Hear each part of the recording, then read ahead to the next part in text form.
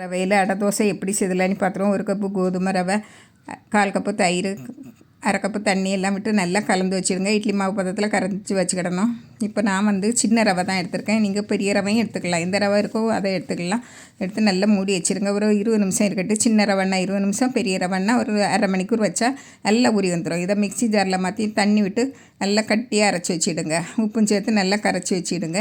இப்போ அடுப்பில் கடாய் வச்சு காஞ்சதும் எண்ணெய் காஞ்சதும் ஜீரகம் பொரிஞ்சு வந்ததும் வெங்காயம், பச்சை மிளகாய், கருவேப்பிலை, இஞ்சி, பெருங்காயத்தூள் எல்லாம் போட்டு நல்லா வதக்கி விட்டுட்டு கொஞ்சமாக முட்டைக்கோசு, ஒரு பெரிய கேரட்டு எல்லாம் போட்டு நல்லா வதக்கி கொஞ்சமாக தண்ணி தெளித்து வதக்கி விட்டுருங்க. கொஞ்சம் பாதி அளவு வெந்து வந்துடும். இப்போ இதில் கொத்தமல்லி கீரையும் தூவி இறக்கிடுங்க. இறக்கி நம்ம கலந்து வச்ச மாவில் போட்டு நல்லா கலந்து விட்டுட்டு தோசைக்கல்லை சூடு பண்ணி அதில் சுட்டு எடுக்க வேண்டியது தான்.